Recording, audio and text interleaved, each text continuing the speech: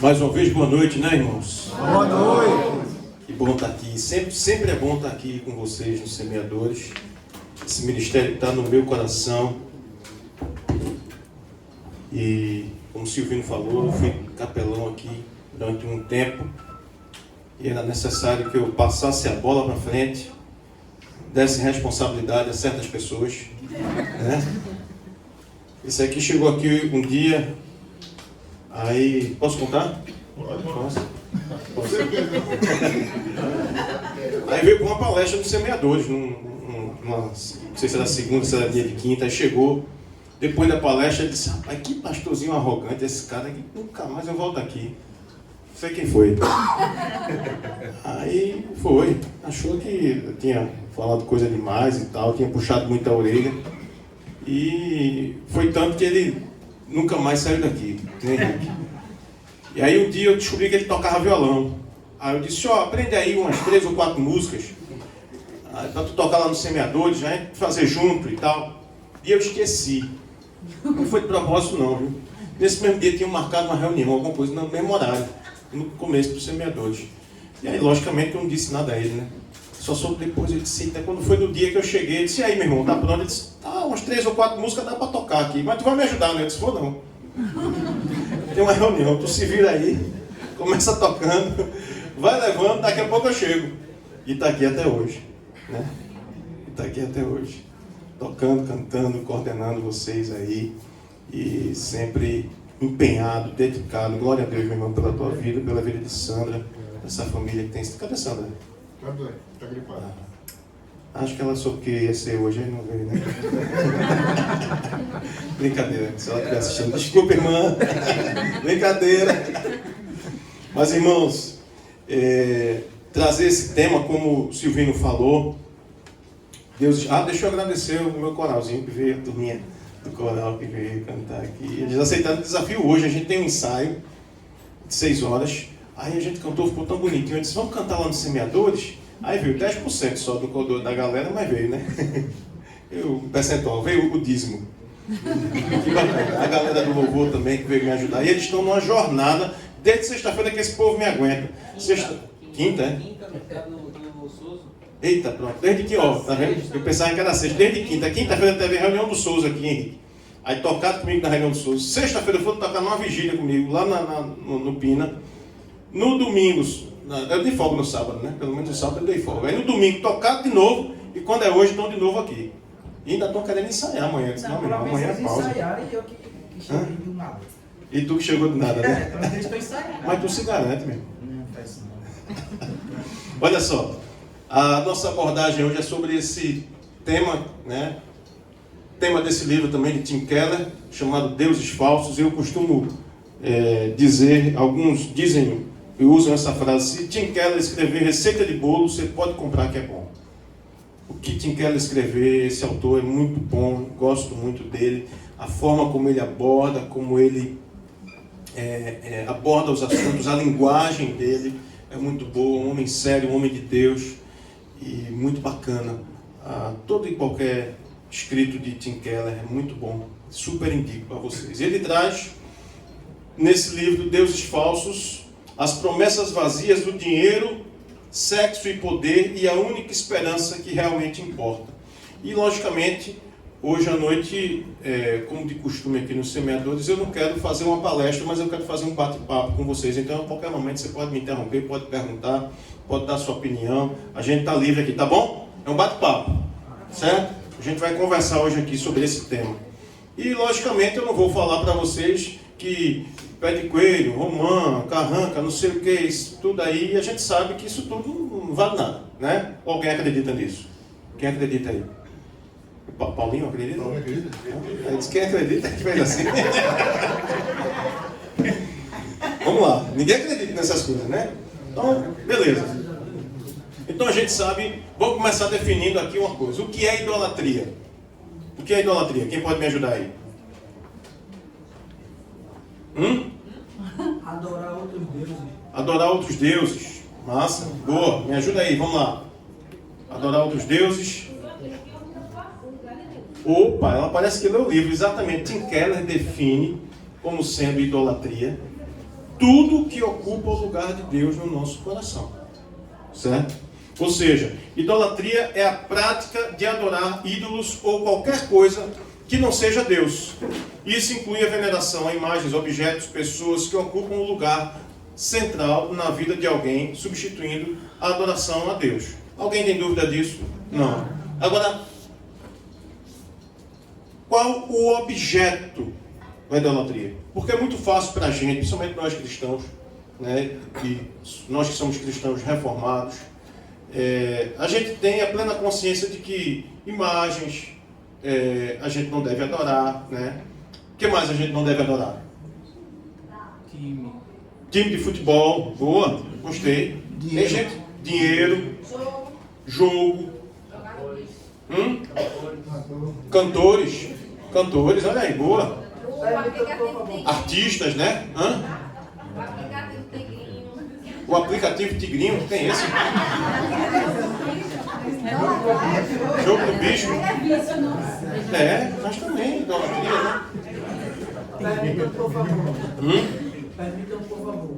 Adorar já está incluindo tudo. Adorar só a Deus. Não tem. Sim. Esta palavra, eu adoro isso, eu adoro aquilo. É só a Deus. Só a Deus. Eu sirvo ao Senhor. Exatamente. O que é que diz a Bíblia sobre isso? Somente ao Senhor teu Deus adorarás e somente a Ele prestarás culto. Não é isso? Não é isso? Está escrito? Agora, me diz uma coisa. Por que Deus é tão carente de adoração? Por quê? Por que só a Ele? Por que Ele quer total exclusividade? Ele tem ciúmes, né? Porque ele é merecedor. Porque ele é merecedor. Porque Ele é merecedor. Beleza, mas vamos lá.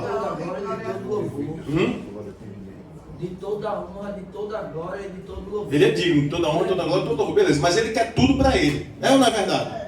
A gente só pode prestar louvor, adoração a Deus. Ele diz, olha, só para mim. Para ninguém mais, para nada mais. É isso ou não é? Parece que Deus é carente, né não? Não parece, eu estou querendo provocar vocês aqui. Parece que Deus é carente, olha, só para mim, não aceito. Não aceito. Se você adorar a outra pessoa, está fora do meu, né? Tá, vou cortar você, como é que chama? Você vai ser cancelado. Cancelado. Eu penso que é uma forma de Deus nos proteger. Opa. Ele pede que a gente adore só a Ele. Porque, inclusive, eu fiz até uma pequena mensagem sobre isso. Quando a gente projeta a nossa adoração para outra pessoa, para outras coisas que não é Deus, o que é que vai nos sobrar? É muita frustração, muitos problemas, muita loucura, porque a gente está canalizando a nossa adoração de forma errada. Nós somos feitos pelo Senhor para a eternidade e o nosso coração está preenchendo quando a gente canaliza nele. Então, quando a gente entende isso, a gente desapega de um monte de coisa, a gente se liberta de um monte de coisa e a gente realmente caminha na direção correta. Ótimo. Alguém pode abrir aí em Efésios 1, o verso 11 e 12. Quem achar primeiro, lê bem alto. Fica em pé e lê bem alto. Por favor, pastor. Efésios 1, 11 e 12. A palavra do Senhor diz que porque dele, por ele, para ele são todas as coisas. Opa! Servir a outro Deus, ou serve a um Deus, ou serve a outro. Se servir a um, vai odiar o outro. E se servir ao outro, vai odiar o outro. Isso. Mas ainda assim, isso parece ser um tanto quanto egoísta, né não? Parece ou não parece? Efésios 1, 11 e 12. Quem achar primeiro, lê bem alto. Vai lá. 11 e 12. Efésios 1. Dele, no qual fomos também feitos herança, predestinados segundo o propósito daquele que faz todas as coisas, conforme o conselho da sua vontade, a fim de sermos para louvor da sua glória, nós, os que de antemão esperamos em Cristo. Ok. Romanos agora 11, 36. Romanos 11, 36. Porque Romanos 11. dele, e por ele, e para ele, são todas as coisas. Glória, pois, a ele eternidade. Eternamente. Amém. Porque dele, por Ele e para Ele são o quê? Todas as coisas. Me diga uma coisa. Eternamente, amém. Quem criou todas as coisas? Deus. Em Gênesis. O importante é a gente saber aqui o seguinte: o propósito com o qual Deus nos criou. Esse é o ponto-chave. Deus nos criou com um propósito: louvor da sua glória. Fomos criados para isso. O peixe sobrevive fora da água? Não. Porque ele foi criado para... Ok? Concorda comigo? Deixa eu só concluir esse raciocínio aqui que você vai falar. Se o peixe foi criado para viver dentro d'água, se eu tirar o peixe d'água, o que acontece com ele? Nós somos o peixe. Deus é a água. Aleluia. Se você não tem vida para nós, longe ou fora de Deus. Entenderam? Não é que Deus seja egoísta e queira a glória toda para Ele. Alguém falou aí, é para proteção. Quem foi que falou? Para nos proteger. Não foi? Porque Ele quer a glória para Ele. Aí Ele disse para nos proteger. Alguém falou. Não foi isso? E é exatamente por isso. Ele quer que a gente glorifique a Ele, porque existe uma necessidade, uma carência dentro de nós, especificamente de Deus. Assim como o peixe necessita da água, nós carecemos, precisamos, necessitamos. Não há vida para a gente fora de Deus. Então a gente precisa prestar culto, louvor e adorar somente a Ele. A gente precisa viver em Deus. Porque se a gente sai de Deus, a gente morre. É isso que acontece. E quando a gente sai de Deus, o que a gente faz? A gente tenta preencher esse espaço com outras coisas. E essas outras coisas é que dão vazão ao que a gente chama de idolatria. É que se tornam falsos deuses na nossa vida. A procura de Deus, desse preenchimento, dessa água da vida, que nos dá vida, nós procuramos nos alimentar de outras coisas. E a gente vai em busca de fama, de dinheiro, de sucesso, de droga, de álcool, de sexo, de todo tipo de coisa, para preencher esse lugar, que é o lugar de Deus. É assim que a gente define idolatria. Você queria falar? E assim, tipo, uma forma de gratidão, o louvor que a gente presta para Ele, de uma forma de gratidão por tudo que Ele nos dá. Ele deu tudo para a gente, Ele fez tudo. Né? Então Ele deixa tudo já pronto. Então o que a gente tem que fazer é só gratidão, é só agradecer. Sim. A Ele, né? Sim. E aí eu vejo dessa forma. Quando a gente reconhece, né, essa ação de Deus para conosco, a gente devolve a Ele, né, a nossa gratidão. Mas vamos lá. Qual a diferença entre veneração e adoração? Existe uma linha tênue aqui, que inclusive os irmãos católicos vão defender. E tem muitos irmãos nossos católicos que estão lá, e a gente não pode, por favor, nunca façam isso, definir ou generalizar que todo católico é um idólatra. Jamais. Há muitos irmãos católicos que talvez sejam mais crentes do que muitos crentes. E estão lá, fiéis a Deus. Mas pastor, lá não tem santo, não tem imagem? Tem. Isso não quer dizer que ele adora essa imagem. As imagens, a princípio, eu vou tratar desse assunto aqui bem rapidamente, mas não vai ser o nosso foco. Mas as imagens foram criadas lá atrás, no passado, no tempo dos bárbaros. Tanto as imagens quanto os vitrais e tantas outras coisas. Inclusive, isso era o que a gente chamava de arte sacra, que hoje, infelizmente, não existe. A arte sacra hoje se perdeu. O que a gente tem hoje é uma arte, inclusive, deturpada. Nívia me ajudou aqui, deu uma palestra, ela está apontando aqui para o vitral. Isso aqui é uma arte sacra. Né? É uma arte sacra. A música é uma arte sacra. O teatro, a dança, aquela Capela Sistina que foi pintada, aquilo levou anos, gente, para ser pintado. Né? Os vitrais que a gente tem aqui na igreja, isso tudo é arte sacra, a gente não vê isso. Isso era visto na cidade, isso era visto, as pessoas andavam na rua e viam a arte sacra, Xando, e elas podiam então se lembrar, aquilo era um ícone, um símbolo do sagrado. As pessoas não tinham acesso à leitura, muito menos à cultura como nós temos hoje, na palma da mão, no celular, que você vê a cultura do mundo inteiro. Então a forma de anunciar a cultura era desenhando, pintando, expondo com esculturas. A própria igreja, por isso que as igrejas católicas antigas têm muitas figuras, muitos ícones, muitas estátuas e diversas coisas, né? Pinturas. Você vai ver isso muito lá. Os bárbaros, eles tinham essa prática, eles cultuavam imagens.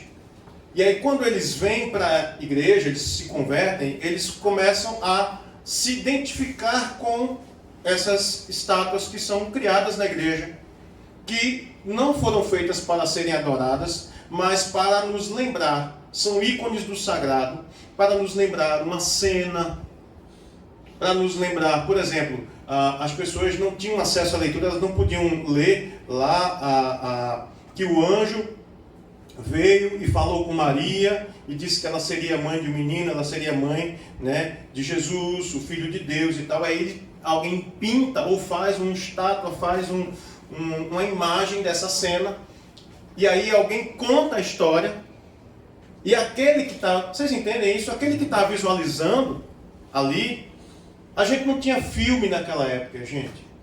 Não existia televisão. Então a forma de retratar uma cena era com escultura, com pintura. E isso era muito valorizado. Existiam muitos artistas, e os artistas se empenhavam em fazer coisas sacras, em contar a história de Jesus, pintar as coisas de Deus. Diferentemente de hoje, na verdade. Hoje a gente não tem isso. Isso acabou. E talvez a igreja evangélica tenha um pedacinho de culpa aí, sabe? Porque a gente começou a demonizar essas coisas. A gente começou a colocar culpa, dizendo que as pessoas idolatravam, então vamos quebrar. Tem gente que teve igreja evangélica quebrando imagem por aí fora. Né? Veja, a culpa está na imagem? Não. Está no coração do homem, que faz da imagem um ídolo. E aí é uma diferença entre veneração, que é um respeito, é você ver aquela cena e dizer, olha, essa pessoa, essa imagem aqui, imagem de São João, foi um homem de Deus. João foi o discípulo amado, escreveu o livro de Apocalipse, escreveu esse livro e tal. E aí você olha para a imagem e você tem uma referência, você tem uma lembrança, é um ícone que te faz lembrar. E você tem uma veneração, um respeito por aquilo. Você não adora, você não se ajoelha e diz, olha, João agora vai fazer um milagre, João intercede a Deus por mim, porque a gente sabe que ninguém precisa mais disso, porque o véu foi rasgado e nós temos livre acesso ao Pai. Mas um respeito àquela imagem que foi feita, né? E a história que aquilo me conta e me remete à lembrança, ao olhar, ao ver aquilo, é diferente. Percebem? Veneração e adoração são coisas distintas, diferentes. Dúvidas? Vamos lá? Vamos seguir? Isso que você falou, isso que você falou está correto. Eu passei 16 anos na igreja católica, nunca adorei a santo. Olha aí, tá vendo? Nunca adorei a santo, nunca fiquei me prostrando diante de santo, nunca vi uma imagem de santo. Não, aquilo ali era uma lembrança, era isso que eu tinha também em mente, que era uma lembrança, era uma referência daquela pessoa que existiu e que doou a sua vida ao Senhor. Como a gente hoje tem o dever, a obrigação de fazer. Ter a nossa vida como testemunho, levar a palavra. E foi o que eles fizeram. Então, assim, eu passei 16 anos, mas nunca me prostrei, fui pedindo nada da santo, não. Porque eu sempre fiz muito isso na minha mente, porque eu tinha que pedir, eu pedir ao Senhor. Deus, olha aí. Tem muita gente que adora até uma foto de um filho, né?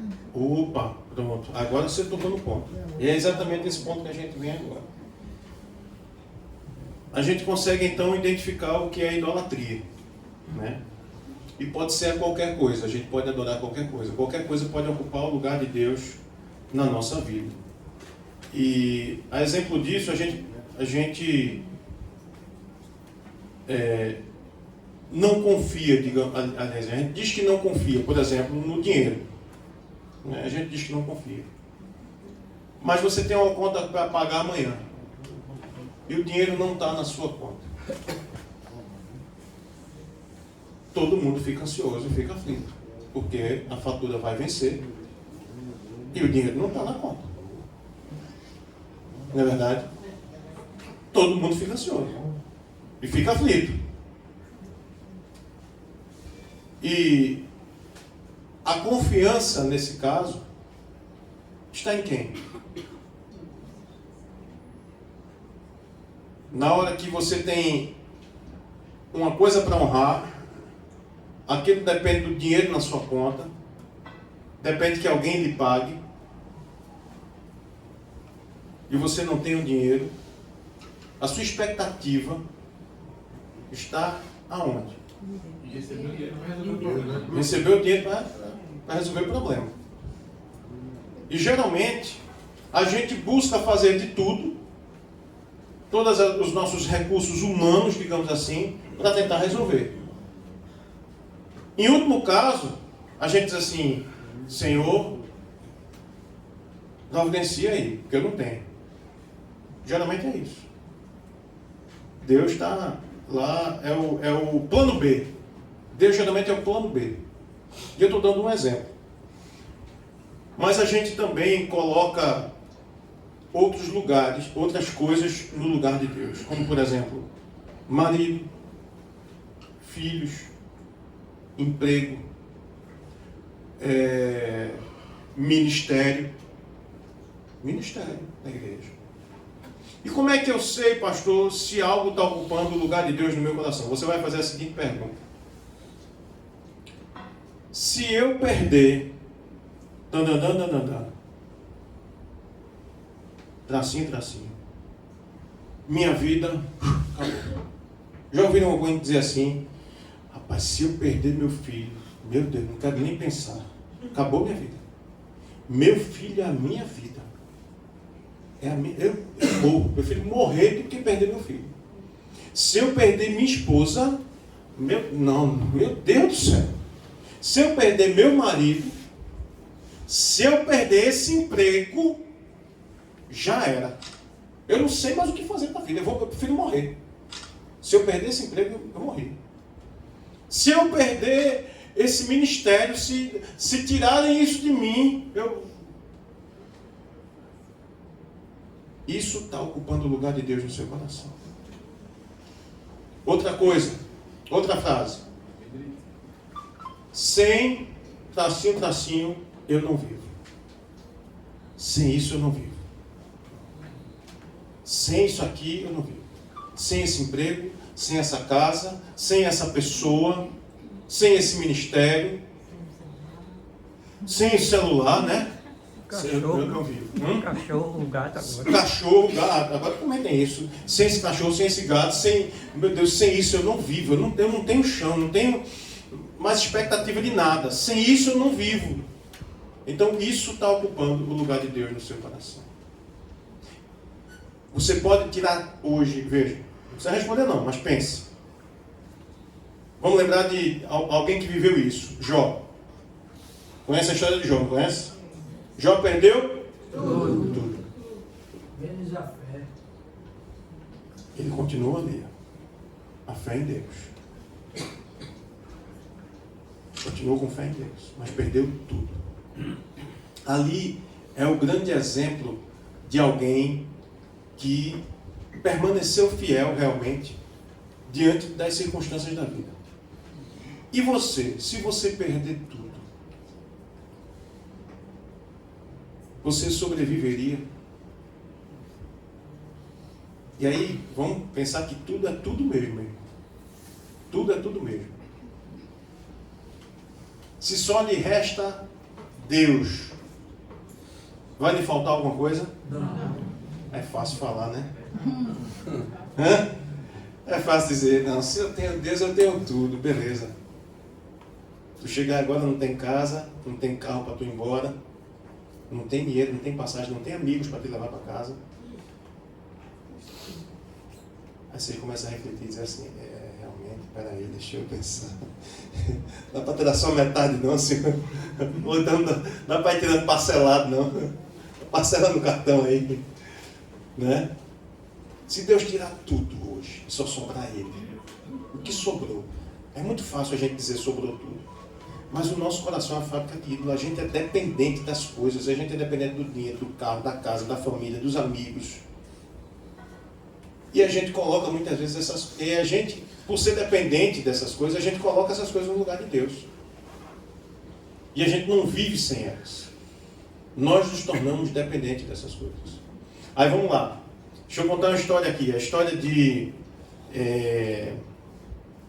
Lia. Vocês conhecem Lia? Conhecem a história de Lia? Não? Lia era filha de Labão. Sabe quem é Labão? Tio de Jacó. Jacó se refugiou, ele fugiu da casa do pai, o irmão perseguindo ele, Esaú, ele se refugiou na casa nas terras desse tio chamado Labão. Chega lá, ele se apaixona por uma das filhas de Labão, chamada Raquel. E aí se apaixona por Raquel, só que na época ele não tinha condições de comprar, porque naquela época tinha que pagar, né? Não tinha condições e tal, aí ele vai negociar com Labão, o Labão disse, você vai ter que trabalhar 7 anos, e aí eu lhe dou ela. Aí beleza, aí Jacó trabalha 7 anos, depois de 7 anos, aí Labão, hoje é o dia, viu? Hoje! Ele toma um banho, se arruma todo, vai para dentro da tenda, só que naquele tempo não tinha selfie. Tarde da noite, Labão empurra em vez de Raquel, Lia. E Jacó vai com tanta sede ao pote que não vê se é Raquel, se é Lia. Só no outro dia, quando ele acorda, que ele vê, oxi, que é isso? Porque ele disse que Raquel era bonita, mas Lia era desprovida de beleza. Aí ele diz, ô Labão, a encomenda veio errada. Aí Labão disse, a gente não aceita devolução aqui não, querido. Agora é mais 7 anos, se quiser Raquel. E aí Jacó está tão apaixonado por Raquel. Tão apaixonado. Ele não vive sem ela. Que ele decide trabalhar mais 7 anos para ter Raquel como esposa. E diz a palavra de Deus que pelo fato de Jacó ter rejeitado Lia e amado Raquel, Deus torna Raquel infértil, estéril, e abençoa Lia. De modo que Lia tem um primeiro filho com Jacó e Raquel nada. E aí, como Jacó desprezava Lia, e Lia morria de paixão por Jacó, e era louca que ele pudesse amá-la, mas ninguém iria amá-la. Já que o pai deu ela a ele, deu esse presente, ela queria receber o amor de Jacó. Era o sonho dela. Era a razão da existência dela. Mas Jacó a rejeitava. E aí, quando ela tem o primeiro filho, ela diz, agora ele vai me amar. E Jacó continua rejeitando ela. Aí ela engravida a segunda vez. Ela diz, agora vai.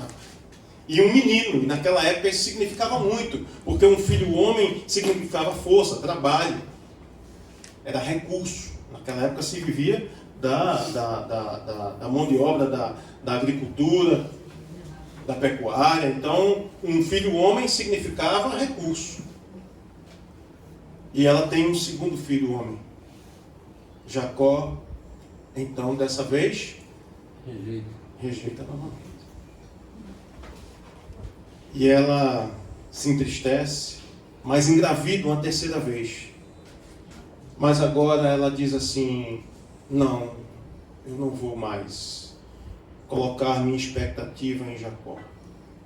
A minha expectativa agora está em Deus. Quer ele me ame ou não, eu vou adorar o Senhor. E o nome dessa criança vai ser Judá. Agora eu louvarei ao Senhor. E é de Judá que vem o leão da tribo de Judá. Descendente dessa tribo de Judá. Porque dessa vez eu louvarei ao Senhor. Ela decide então, e aí é quando ela entende isso, que ela deixa de idolatrar Jacó. Deus continua a abençoando, e é quando Jacó entende que o Deus dele não é Raquel, é que Raquel tem o primeiro filho, é quando ela engravida de José. Porque ele entendeu que a razão de existir dele não estava em Raquel. E muito menos num filho que ela poderia ou não lhe dar. Mas muitas vezes a gente coloca as nossas expectativas em coisas que a gente vai obter e a gente acha que aquilo vai resolver tudo na nossa vida. Quando eu tiver isso, quando eu conseguir aquele emprego, quando eu tiver um filho, mulheres que às vezes não conseguem engravidar dizem assim, não, no dia que eu tiver um filho, eu vou ser a mulher mais feliz da vida. Isso está ocupando o lugar de Deus no seu coração. No dia que eu tiver aquela casa na praia, no dia que eu comprar aquele carro, eu vou ser a pessoa feliz. Aí tem um amigo meu que contou uma história que uma vez tinha um rapaz que tinha um sonho de ter um videocassete. Aí, quem lembra do videocassete? Todo mundo aqui lembra, pela cara todo mundo. Quem lembra? Videocassete. Não precisa traduzir não, não precisa ter legenda não, todo mundo sabe. Aí videocassete. E o sonho desse cara era ter um videocassete. E o videocassete naquela época. E aí ele foi, juntou dinheiro e tal, conseguiu comprar. Custava uma fortuna, né? O videocassete era um absurdo. O cara tinha que fazer um consórcio. Eu lembro que tinha consórcio para você, né? Tinha. Ó, teve gente que fez aqui, ó. Aí fez um da Sharp, ó. Aí ele conseguiu comprar o videocassete. Quando ele conseguiu comprar, Rodrigo, aí lançaram o videocassete com controle remoto com fio. Lembra que o controle remoto com fio? Era de fio. E o controle remoto era com fio. Aí ele disse, rapaz, o meu agora está ultrapassado, eu tenho que comprar um com fio. Eu só vou ser feliz quando eu comprar um videocassete com fio. Aí ele conseguiu vender o videocassete, juntou mais um dinheirinho, comprou um videocassete com fio. Quando ele comprou o vídeo, sabe o que aconteceu? Lançaram o videocassete com controle remoto sem fio. Aí, meu Deus.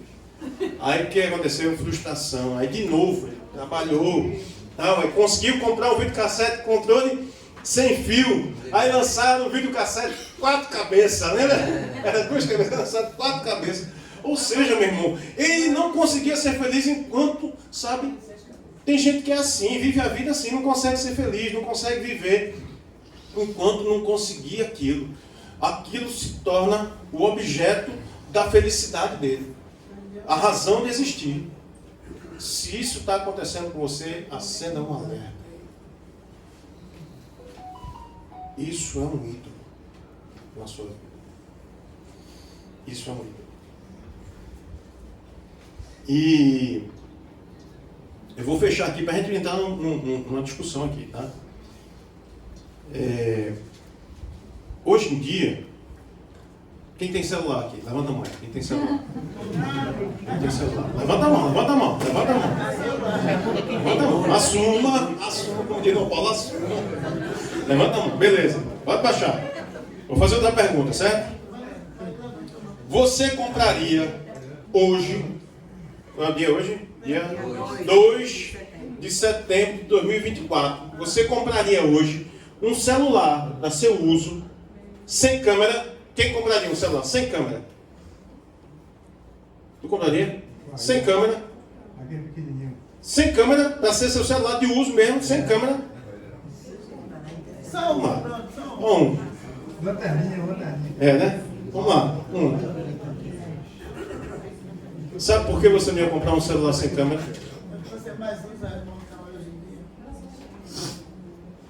Todo celular, e você pode fazer essa avaliação aí. A câmera que você mais usa dele é a câmera frontal.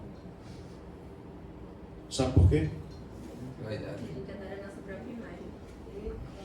Fala mais alto aí, irmão. Porque a gente adora a nossa própria imagem. A vaidade, a selfie, né? Sabe qual se tornou o nosso maior ídolo hoje? Nós mesmos.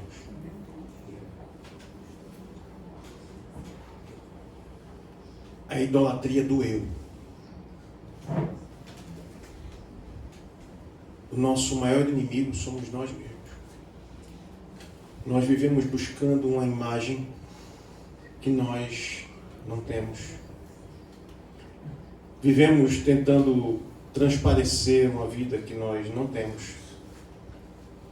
Ostentar lugares, festas e tantas outras coisas que não representam o nosso eu. E muitas vezes a gente só quer parecer das pessoas. Viveu-se durante muito tempo a crise existencial do ser, a crise do ter, e hoje a gente vive a crise do parecer. Vivemos a geração Denorex, também não precisa de legenda, que vocês sabem aqui o que é. Parece, mas não é. Denorex era um shampoo anti-caspa, e aí a propaganda, o slogan da propaganda era Denorex, parece, mas não é. Parece remédio, mas não é. Shampoo. Tem cheiro, mas não é. Isso aqui lembra. Ele usava muito, mostra o cabelo aí.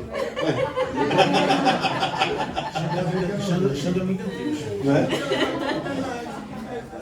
Hoje em dia a gente tem muita gente Denorex, gente que parece, mas não é. E a gente vive essa idolatria.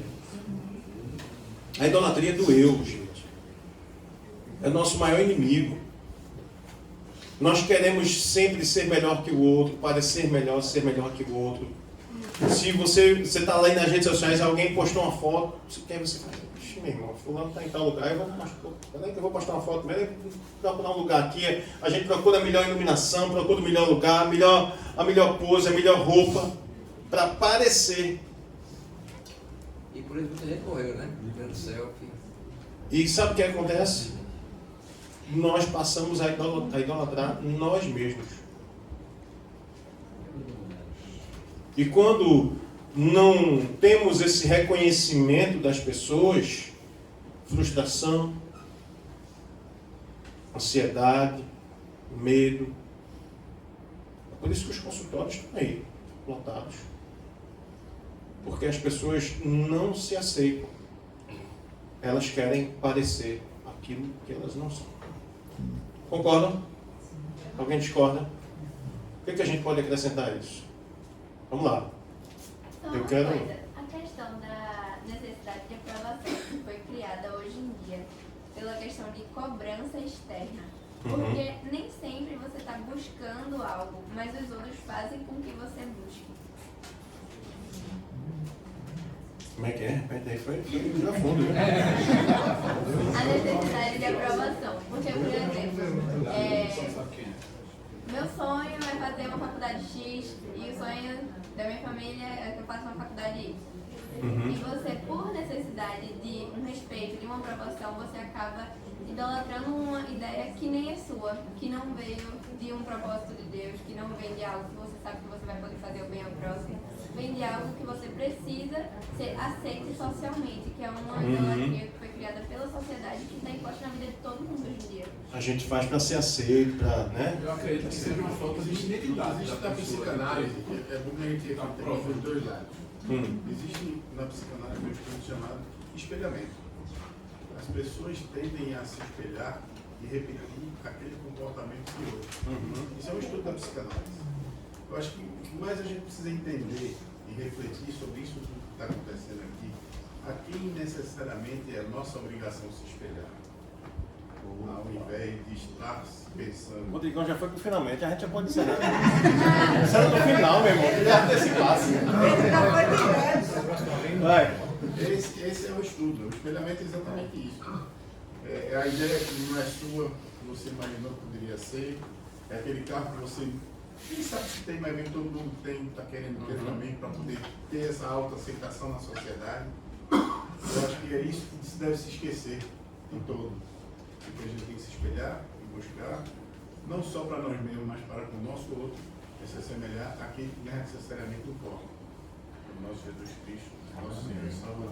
Eu ia deixar mais lá para frente, mas já que ele comentou aí, a gente se torna semelhante àquilo que a gente ama. Nós nos tornamos semelhantes àquilo que nós adoramos, àquilo que nós amamos. Então, quando nós começamos a amar e a adorar as coisas desse mundo, nós vamos nos tornar semelhante a esse mundo. Quando nós começamos a adorar e nos espelhar, amar mais a Deus do que as coisas do mundo, nós nos tornamos semelhante a Deus. A imagem e semelhança foi quebrada lá no passado com Adão. E a gente, então, agora vive nessa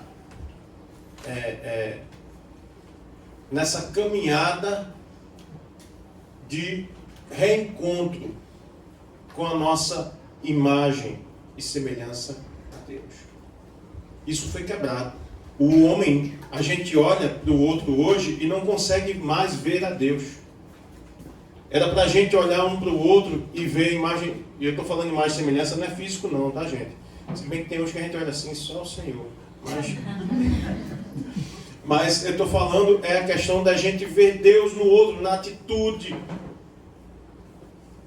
no olhar, na expressão, na fala, no gesto. Estão entendendo o que eu estou falando?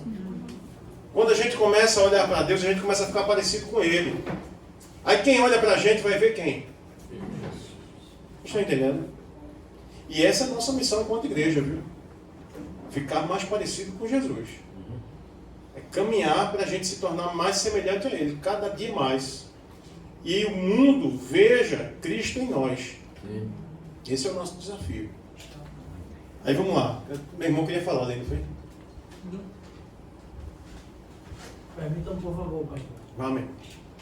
A palavra do Senhor nos diz, está no Salmo 1. Bem-aventurado o varão que não anda segundo o conselho dos ímpios, nem se assenta no caminho na roda dos pecadores, nem se detém nos caminhos dos escarnecedores. E quando observamos em João, 1 João, capítulo 2, versículo 15 e diante, o Senhor vem dizendo: não ameis o mundo nem no que o mundo há, porque se alguém ama o mundo, o amor do Pai não está nele. Mas o mundo passa e a sua concupiscência, mas aquele que faz a vontade de Deus permanece para sempre. Então, quando a gente vê alguma pessoa bebendo, usando drogas, se prostituindo, nós poderemos se aproximar dele? Poderemos aplicar a injeção do céu, pregar o amor de Cristo, fazer a nossa parte. Mas, não, eu vou ficar aqui acompanhando nele. Não, a Bíblia diz: fugir da aparência do mal, resistir ao diabo e ele fugirá de vós. Então, se distancie do mal, não se aproxime, a não ser se for para aplicar a injeção do céu e ver a sua parte, vai embora. Olha aí, aplicar a injeção do céu. Todo mundo bonito da injeção do céu aqui, viu?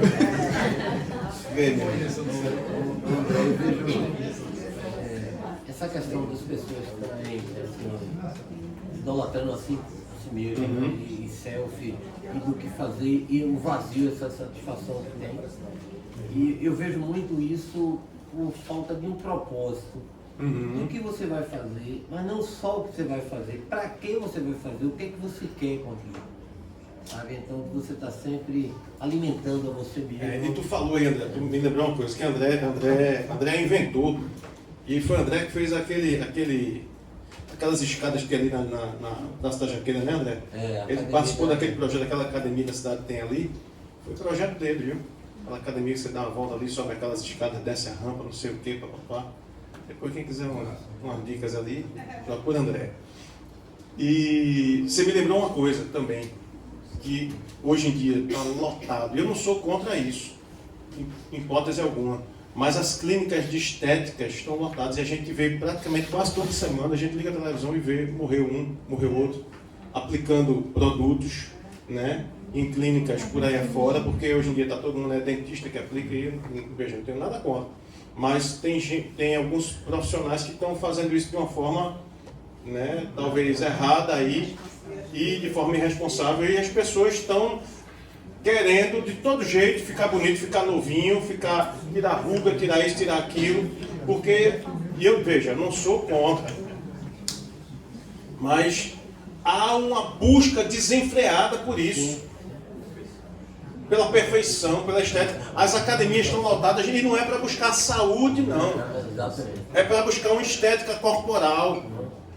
E quando aparece uma ruguinha, ai meu Deus, uma ruga, ai eu vou morrer, né? Só esquece o pescoço, né? Quem fala minha mulher. Minha mulher fala, às vezes ela vê a pessoa, quando ela vê a mulher com o rosto todo esticado, ela faz, olha o pescoço dela. A mulher do ano, tá espremendo. Ela repara, ela repara. Sai bem em casa. Pô, esquece o pescoço. Mas é porque só teve dinheiro para fazer o rosto. O pescoço ficou muito caro aí. Aí bota uma camisa. Bota a camisa assim. Pelo menos o rosto está esticado. Né? Mas é verdade, pode ver. Né? Lotadas, clínicas, e a turma gastando, meu amigo, e é caro, viu, velho? O negócio é caro, nunca fiz não, mas é caro. Foi. Né? Não, deixa eu cortar. Né? Mas o que acontece é isso. As pessoas estão em busca dessa autoafirmação, dessa aparência que não tem e gastam tudo por isso. Então, ídolo, queridos, como qualquer outra coisa que tornamos como essencial para a nossa felicidade e nossa segurança. A idolatria não se limita a objetos físicos, mas inclui ideias, conceitos e coisas que colocamos acima de Deus. Acima de Deus. O que os ídolos fazem? O que esses ídolos fazem? Essas coisas fazem para a gente? Elas nos afastam de Deus, nos afastam do propósito, da imagem e semelhança,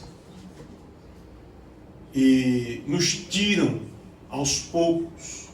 Né? É como eu falei naquele exemplo do peixe fora d'água, é um tanque cheio e o peixinho lá dentro, você vai secando essa água, você vai tirando, você vai minando, até que vai chegar a hora, tocou aí, viu? A hora do remédio. Até que chega o ponto que aquela água se esvai e o peixe vai morrer. Assim é na nossa vida. Quando a gente deixa de buscar a Deus, da fonte de água viva, essa água vai se esvaindo, a gente vai se enchendo das coisas do mundo, como o irmão colocou ali. Né? Eu já falei para vocês da história de Jacó, e a gente tem também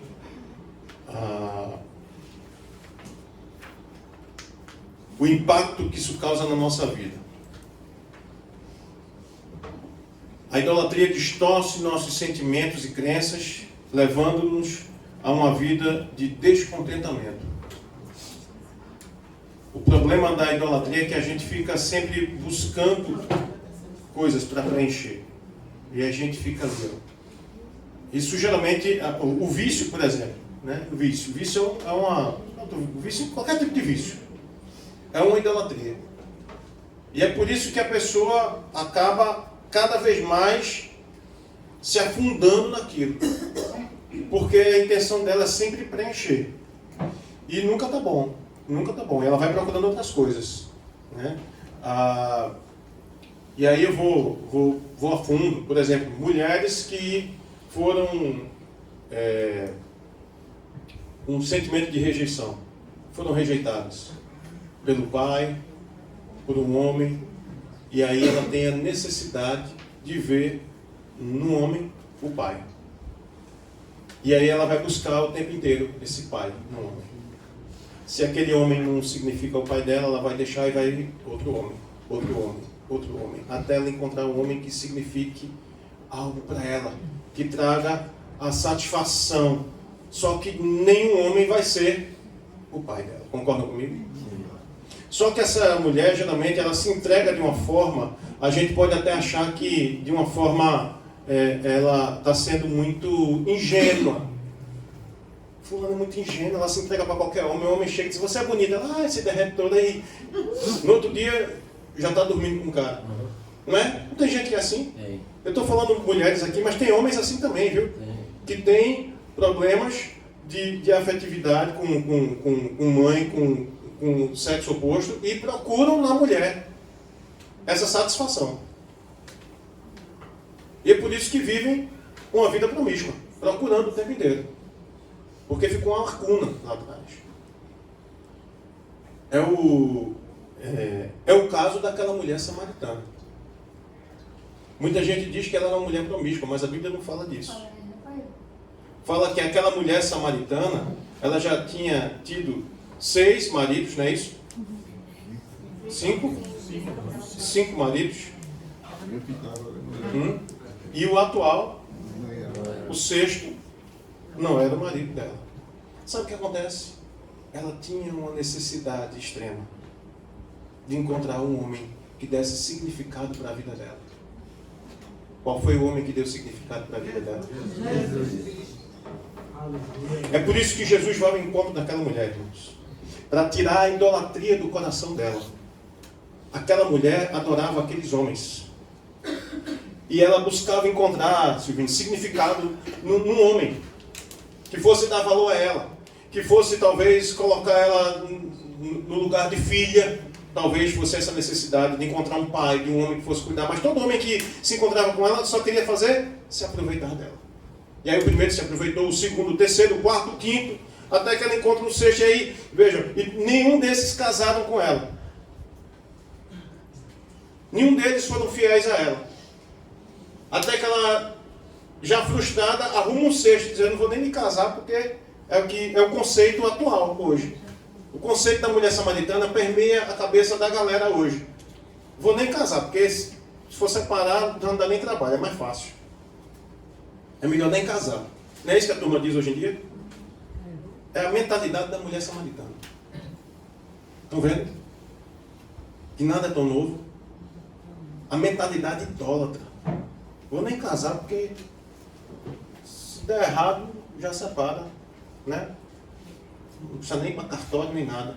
Já está resolvido. Só manda pegar a mala, vai-te embora. Vai-te embora. E pior, às vezes a gente está educando os nossos filhos assim: olha, faça sua faculdade, compre seu carro, sua casa, só case com meu filho, depois minha filha, só não pense em casar agora não. Trabalhe, tenha seu emprego, termine sua faculdade. A gente faz isso ou não faz? A gente faz isso, irmãos. E deixa eu dizer a vocês, isso é um conceito idólatra. A gente está dizendo: filho, adore o seu trabalho, adore o seu emprego, adore suas coisas, construa, viva o eu, a idolatria do eu. E quando você casar, não serão uma só carne, como diz a Bíblia. Você vai ser você e ele. E se separar, você já tem seu carro, sua casa. E as pessoas hoje casam e não são uma só carne. São dois. É minha conta bancária, meu filho, meu carro, minha casa, meu isso, meu aquilo. Tá achando ruim? Vai ver sua vida, vai ver a minha, acabou. Isso é um conceito idólatra. Mas você instruir, por exemplo, eu tenho uma filha de 14 anos. Sim. E eu sempre instruo ela da seguinte forma: porque ela tem uma mãe dela que teve uma situação X. Uhum. Né? Eu sempre confirmo para ela, eu digo: ó, teu pai é assim, tua mãe é assim, então tu tem que estudar, depois que estudar fazer a faculdade, depois que estudar a faculdade. Pensar em alguém casar, beleza, que ele vai estar definida. Não pense nessa forma de dizer assim: não tem que ser a dona da casa, tem que ser aquilo hoje. Para que isso também não se repita o padrão que se repetiu. De um pai e de uma mãe. E não comete os mesmos erros. Será que isso está errado também? Vamos lá. A gente criou um conceito baseado num outro conceito equivocado que se viveu lá atrás. Por quê? Lá atrás, os homens reprimiam as mulheres. Não, mulher minha não trabalha. Não é verdade. Os pais da gente, quer dizer, talvez os nossos pais já viveram a transição disso, mas os nossos avós, muito provavelmente, nossas avós não trabalhavam. Se trabalhava era na roça. Mas as nossas avós não trabalhavam. Porque os nossos avós, não permitiam que elas trabalhassem. Não é porque elas não precisavam, não. É porque eles não permitiam mesmo. Mulher minha não trabalha. Quem nunca ouviu isso? Né? Pela faixa etária aqui, a turma ouviu isso. Mulher minha não trabalha. E talvez até alguns pais de vocês aqui. Olha aí. Quer trabalhar? Bota para fora. E a mulher vivia nessa dependência. E muitas mulheres, pelo fato de depender de fato mesmo, vejam, isso também era uma certa idolatria, porque o cara pegava, né, dominava ali, minha casa, que eu mando, um machismo exacerbado. E aí oprimia essa mulher. Aí essa mulher agora se levanta, e é agora que a gente começa a viver o contrário. Os homens ficam em casa. Assim, a mulher, faça aqui, se você quiser, Maria da Penha, não sei o que, blá blá, né? Hoje em dia os homens é tudo quietinho. Não pode fazer mais nada, o jogo virou, né? O jogo virou. Brincadeiras à parte, esse é o grande problema, porque a gente começa a construir conceitos baseados em conceitos equivocados que foram feitos lá atrás. Mas o nosso conceito, enquanto cristãos, não deve ser baseado nem no passado, nem no presente, mas baseado na Escritura. Acima de tudo isso. É claro que a gente precisa preparar os nossos filhos para uma sociedade da qual a gente vive. E fazer com que eles entendam esse conceito atual, o contexto que a gente vive. Fazer eles entenderem isso. Mas fazer, acima de tudo, entender que eles têm um propósito em Cristo Jesus. Fazê-los entender isso. Fazer com que a minha filha comece a orar por um homem que é Deus que vai dar a ela. Fazer com que o meu filho comece a orar. Eu comecei a orar desde cedo, eu acho que meus 14, 15 anos. Eu já orava pela minha esposa. Eu aprendi isso. Cresci dentro da igreja. E eu orava para que Deus me desse uma mulher, para que Ele me mostrasse. Que não fosse eu quem escolhesse, mas Ele que escolhesse.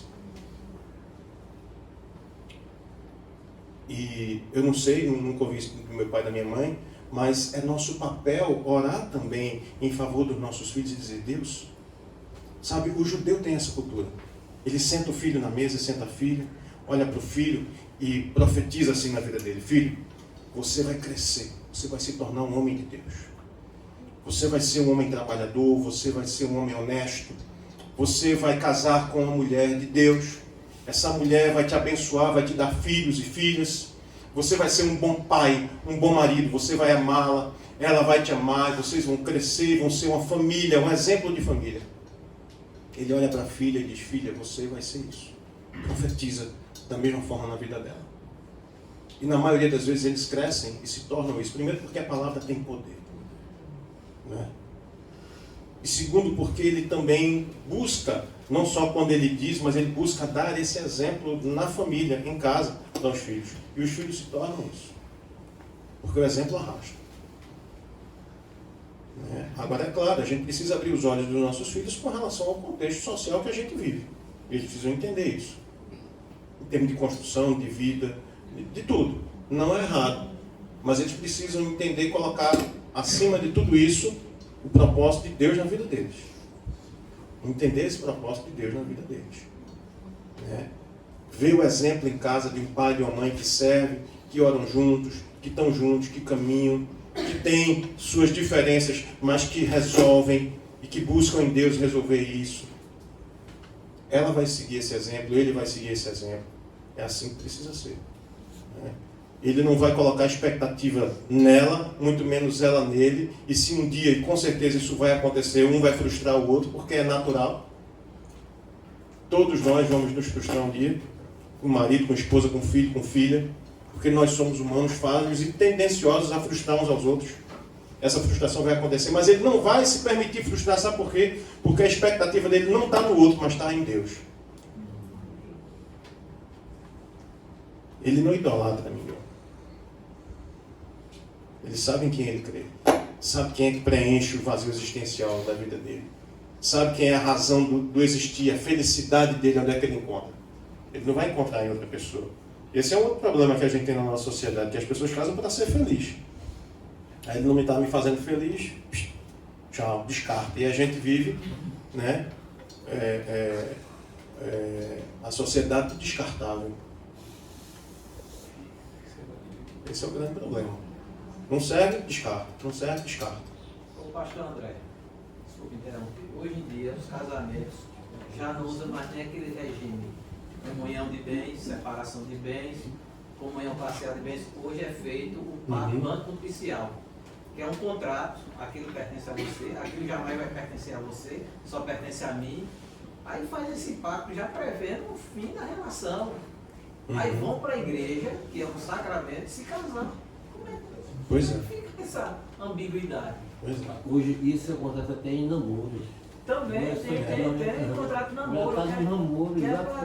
O cara prevendo que ele conseguiu a namorada. Não. E aí veja, isso é uma grande idolatria. Vejam se não é, vejam se vocês concordam comigo. Já gera no coração uma expectativa no outro, de que o outro vai ser isso para mim. E quando o outro não se torna, é por isso que os casamentos se acabam, porque as pessoas geram essa expectativa um no outro. Eu tanto gero, como eu crio expectativas. Eu crio expectativas, e aí faço milhões de promessas, e depois quando casa não é nada daquilo. Tanto quanto eu gero expectativa no sentido de que, eita, quando eu me casar vai acontecer, vai ser assim, e eu vou ter isso, e a gente vai fazer assim, a gente vai viajar, vai fazer, vai acontecer, e depois quando você casa, a pessoa vai lhe frustrar. E aí o seu Deus vem abaixo. Né? Vem abaixo. E aí o que a pessoa faz? Casa de novo. E o que acontece? Como não resolveu o problema, acontece novamente. E aí vai. E é o que tem acontecido, não é? O que a gente tem é o retrato da sociedade. Por quê? Nós estamos nos tornando idólatras. Gerando sempre expectativas no outro. De alguém que vai suprir as nossas necessidades, que vai nos amar, sabe? Que vai nos colocar no colo, que vai nos sustentar. Alguém que vai suprir todas as nossas expectativas. Essa é a verdade. A Bíblia, quando vai casar, não diz só a morte os separa. Sim. Pronto, porque hoje é mais de 50%. Casou, não demora nem uns 3 meses. Já separa. Por que isso aí? Era bom. O tema é outro, né? O tema é outro. Mas aí era bom fazer que nem aquele pastor, né? Tem um pastor que disse que o cara chegou para ele e disse, pastor, eu quero te separar. Ele disse, quer? Disse, tá bom, vem cá que a gente vou orar por você. Ele disse, ficou ele e a esposa assim, disse, Deus, ele quer separar. E o senhor disse que até que a morte me separe. Então, se ele quer separar, mata ele agora. Disse, quando abriu os olhos assim, disse, não quero mais não separar. Mata ele agora. Até que a morte separe. Aí o pastor começou a orar, disse, mata ele agora. Acho que se a gente fizesse isso, metade da separação é resolvida, né? Não? 90% a gente resolvia. Mas é sobre isso. E às vezes na separação a gente não só comete um suicídio, mas às vezes a gente mata o outro, né? Porque é uma frustração de expectativas e de todo um sonho, mas é muito mais que isso, é uma aliança, né? Sendo quebrada. E é claro, a gente não é a favor de uma união que seja insalubre, né? Que seja doentia, hipótese alguma. Em muitos casos, infelizmente, é a melhor opção. Mas se houver a possibilidade de restauração, de cura, de mudança de mente, de mentalidade, né? Esse é o melhor caminho. É o que Deus deseja, tenho certeza. Essa é a vontade de Deus. Mas vamos lá. O que mais? Eu estou aqui à disposição de vocês, viu? Como é que a gente pode dar fim aos ídolos do nosso coração? Primeiro identificando ele. Opa, primeiro identificando eles, vamos lá, vamos enumerar aqui. Identificando eles, e é importante vocês fazerem essa pergunta: se eu perder isso, acabou minha vida? Ou, enquanto eu não tiver aquilo, eu nunca não vou ser feliz.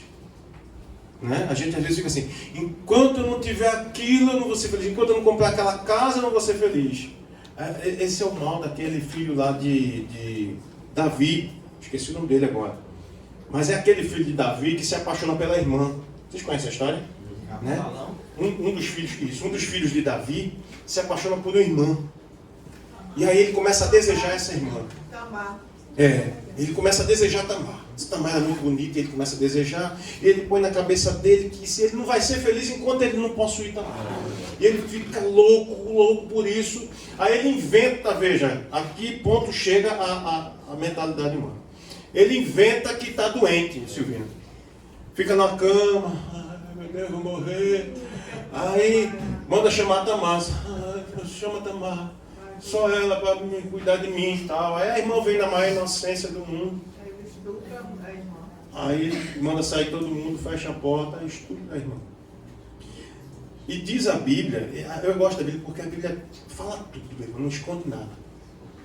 Os defeitos, tudo. Tá lá. Aí a Bíblia diz que, exatamente, após ele possuir a irmã, ele rejeitou. Foi imediato. Aquilo que ele tanto desejava passou a ser o objeto da rejeição dele. Já não valia mais nada. Já não valia mais nada. Acabou. Para piorar o problema, um outro irmão toma as dores dela. E se vocês quiserem saber mais dessa história, leiam a Bíblia. Né? Aí mata ele e depois ainda usurpa o trono de Davi, faz uma bagunça e. De Davi. Pega as mulheres todinhas do pai. É bronca. Aí você lê a história aí, para você ver que é quase o jornal de amanhã. Você vai ler no noticiário aí, né? Uma tragédia familiar. Incrível. Por conta de idolatria. Então a gente precisa identificar esses ídolos. Quem são esses ídolos do nosso coração? Coisas que a gente deseja, que a gente tem, né? Talvez você tenha assim, meu Deus, eu tenho que ter esse negócio, eu tenho que comprar isso, eu tenho que fazer isso, eu tenho que ter aquilo. Eu preciso estar nesse ministério. Sabe? Às vezes é isso. Às vezes a gente pensa que não. Às vezes a gente pensa que idolatria é tudo lá fora. Essas coisas que... Veja. Às vezes os pecados, as coisas grandes, a gente vê com muita facilidade, irmãos. O problema são os pequenininhos. Coisas pequenas que ninguém vê. É você e Deus. Aquela poeirinha, que sabe? Está no seu coração, né? Está lá no seu coração, lá dentro, ninguém sabe. Entende? Essas coisas são perigosas, diga lá. E também aconteceu tudo isso com Davi, com a família Davi, porque ele começou também a E deu brecha, né? E não, você não quis dar a mulher do outro. É como a gente diz hoje em dia, ele deu legalidade. O mal, né? Deu legalidade. De todo jeito, possuiu, deu tudo o que aconteceu. Teve as consequências. Olha, precisamos identificar. O que mais? Vamos eliminar esses ídolos, vamos lá. Esses deuses falsos. Vamos identificar esses deuses falsos. Identificar. O que mais a gente precisa fazer? Oséias capítulo 4, versículo 6, pastor. Diz assim, pastor. O meu povo foi destruído porque lhe faltou o conhecimento.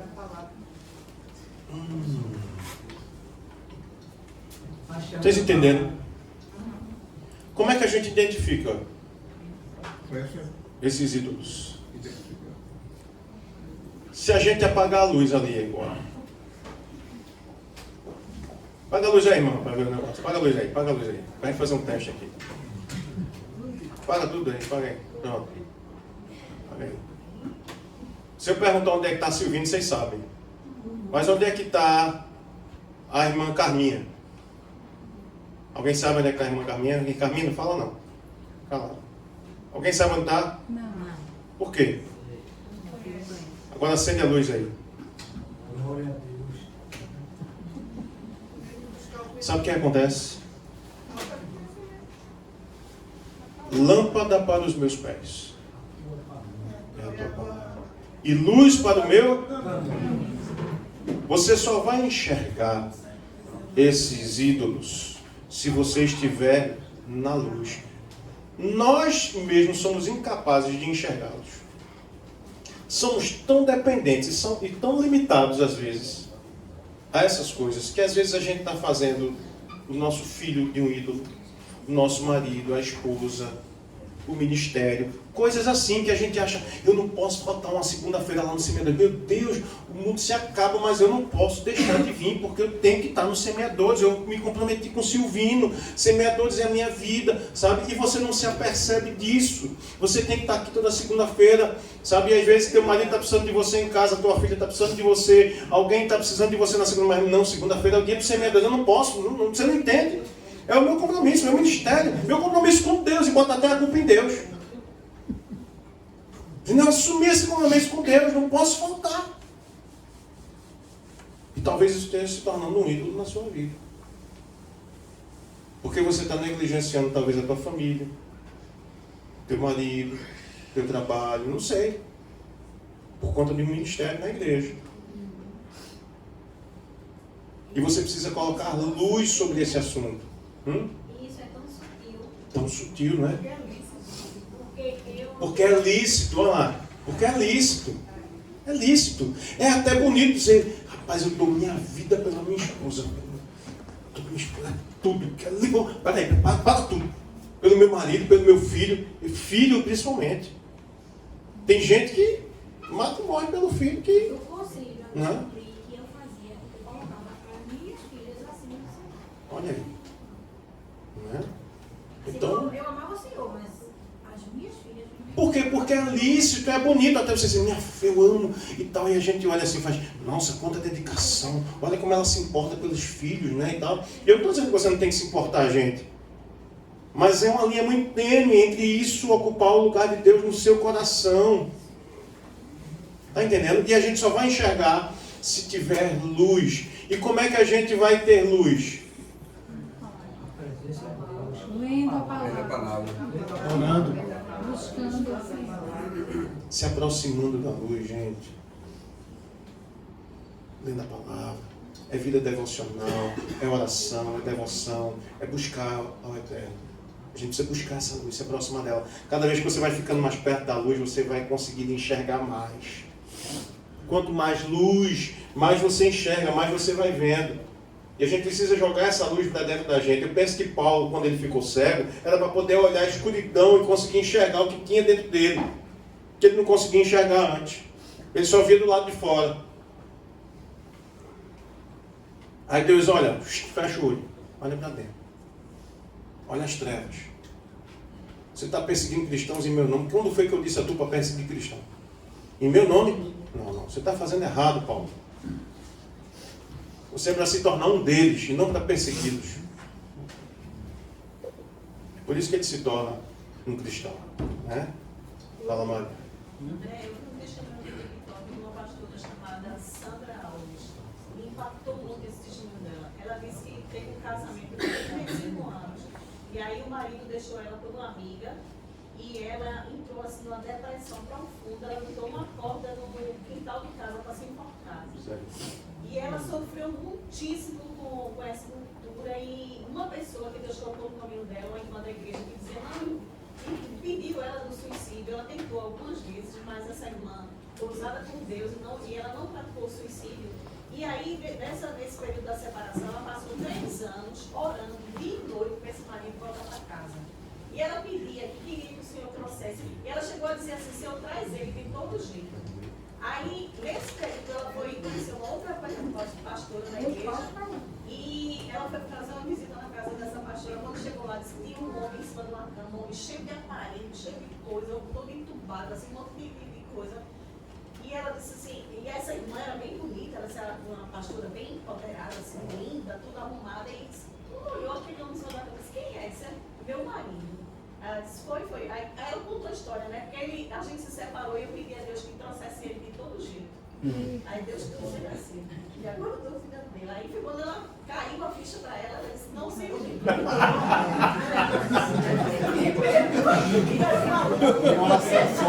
Deixa ele lá, deixa ele lá.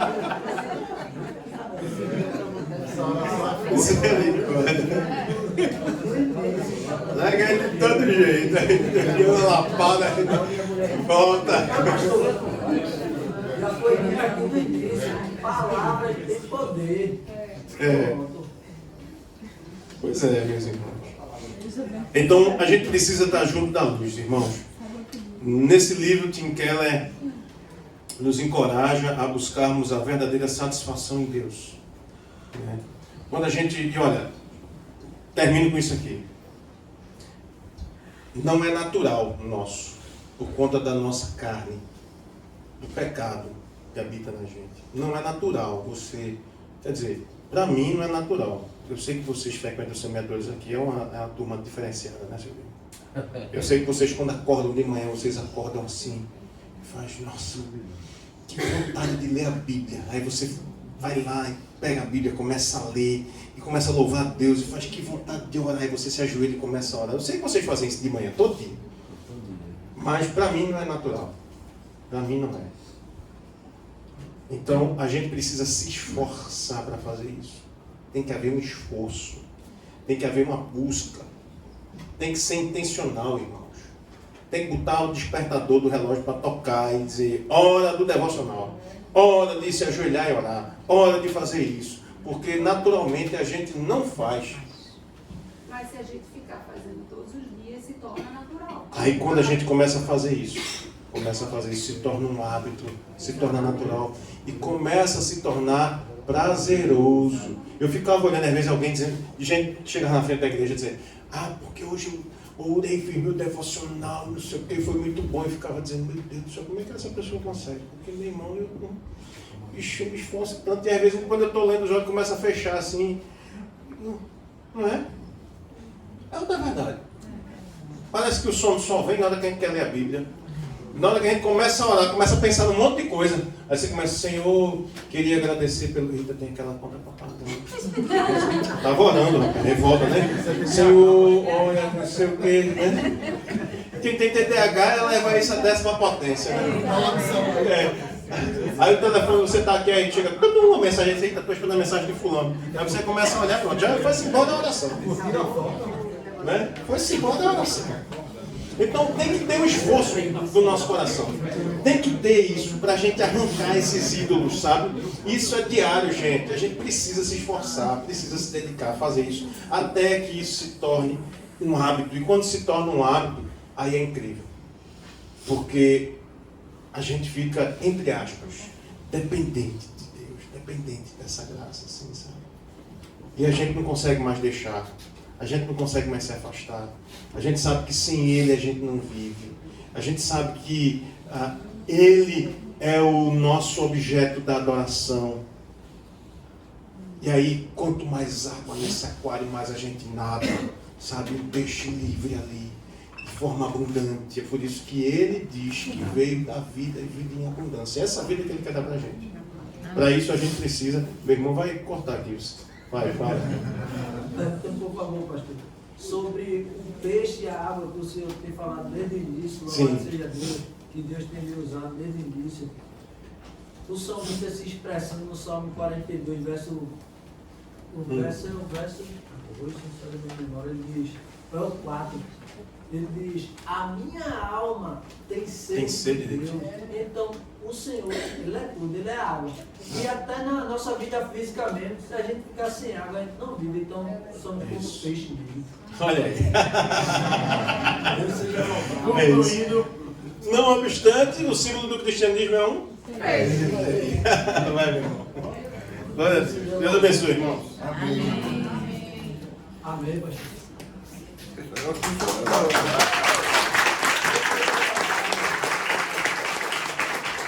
Fica aqui, não sai não.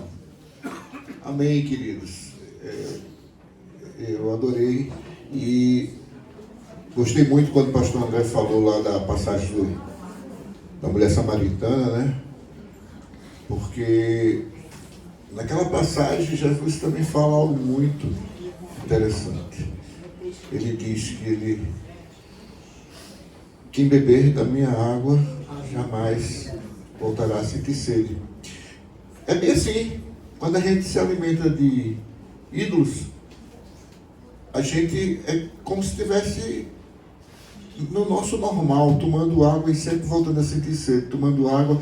No primeiro esforço a gente já está precisando de mais água, e água, e água, e água, e água, porque os ídolos não vão saciar a nossa sede. Mas Jesus, esse sim, esse é a água que sacia todas as sedes. E uma vez bebendo dessa água, aí não tem ídolo que chegue nem perto. Meu irmão, foi bênção. Eu tinha certeza que seria, mas queria agradecer imensamente a presença do pastor André por estar aqui. Às vezes, tem gente que me acha idólatra, sabia? Porque eu só ando com essa cruz. Foi ele que me deu de presente. Essa cruz, quando eu fui convidado por Dom Paulo para ser ministro comissionário, ele foi comigo comprar a minha alva, que eu não sabia nem onde vendia, e me deu essa cruz, que é a cruz que o ministro usa no altar ou quando estiver servindo. Só que eu Gostei tanto que eu uso todo dia, toda hora. Eu não tiro ela somente para o altar, eu fico com ela direto. Eu não boto por dentro não, eu boto para fora mesmo. E tem gente que acha que isso é idolatria, que eu estou usando porque me traz algum tipo de proteção, alguma coisa assim. Como um amuleto. Mas não é. Eu parti do seguinte princípio. Se eu fosse um grande torcedor, como eu sou do esporte, eu viveria o tempo todo com a camisa do esporte. Você que é do Náutico, aí vive exibindo a camisa do Náutico. Você que é de Santa Cruz, anda a camisa de Santa Cruz. O Náutico é mais ou menos. E aí, isso não é idolatria? Então, se eu sou cristão, por que eu não posso estar exibindo a minha cruz? Então, eu uso com maior orgulho a minha cruz. E isso não é idolatria, isso aqui é uma prova um ícone que lembra ele, veja. Isso tem um peso, né, de responsabilidade. Eu, né, por exemplo, no caso de Silvino, eu sou ministro comissionado. Isso aqui pesa sobre mim a responsabilidade de ser testemunha de Cristo e mostrar para as pessoas quem eu sou. Né? E muitas vezes a gente vai usar isso como símbolo dessa responsabilidade, para pesar sobre nós e nos fazer lembrar, dizer, olha, está aqui a cruz, o meu compromisso que eu fiz com Deus, o compromisso que eu assumi. Então, remete a isso. Muitas vezes a gente usa alguns ícones para nos lembrar dessas coisas, mas você não vai adorar aquilo. Aquilo é para lhe lembrar, é um ícone, é algo que vai trazer a sua lembrança, né? Que tem um peso sobre a sua memória. É alguém que anda com a Bíblia embaixo do braço, que anda com a Bíblia o tempo todo, para tudo que é canto, para poder se lembrar e dizer, eu preciso estar lendo. Lâmpada para os meus pés é a tua palavra. Eu preciso da palavra, eu sou dependente disso aqui. Eu sirvo a esse Deus. Né? Então, são coisas que cada um vai usar de forma a trazer essa lembrança. Aí tu me lembrou irmã Lídia. Irmã Lídia, ela chama... Quem conhece a irmã Lídia aqui? Irmã Lídia, ela chama... Ela não larga a Bíblia dela, ela anda com a Bíblia para todo canto. Né? Ela é assembleiana, da Assembleia. Ela é santa. Mas ela diz que aqui, essa aqui é a minha santa. A santa. Então ela anda com aquela santa para todo lado. Porque é a santa palavra. Ela disse que um dia foi na padaria, aí estava em casa procurando, aí pergunta a filha, minha filha, você viu minha santa? Viu minha santa? Disse, para que a senhora quer amanhã? Como é que eu vou na padaria? Se vai na padaria, tem que levar a Bíblia. Ela disse, onde eu vou, carrega a Bíblia. Foi na padaria com o papel, tem que levar a Bíblia. É isso aí. É porque, sabe o que é, gente? Às vezes, o mundo está tão corrompido que às vezes as pessoas escondem o símbolo, sabe por quê? Para que ninguém fique com preconceito. E tem muita gente que tem preconceito. Eu dei um restaurante lá no Recife Antigo, um pequeno restaurante, que quando souberam que eu era evangélico, alguns comentaram lá, outros comerciantes, donos de restaurantes, o que esse crente está fazendo aqui no meio do carnaval, do coração do carnaval de Pernambuco? O que esse crente está fazendo aqui? Mas estou vendendo comida, igual a vocês. Então existe preconceito. E eu coloco minha cruz para fora com muito orgulho de ser cristão. Por quê? Foi dessa água que eu bebi. E essa água, sim, valeu a pena beber. E essa água vai me dar vida eterna. Pastor, eu queria lhe dar uma lembrancinha. Vem pro semeador, tem que ganhar presente. A menos que a palestra seja ruim. Quando é ruim, não dá não. Mas quando é boa, pode deixar, porque as perguntas ele já fez todas. A gente sempre deixa as perguntas por final, né, para ficar no suspense. Aí o pessoal que está assistindo pela internet, a gente deixa no suspense. Quer participar do debate? Venha para o semeador.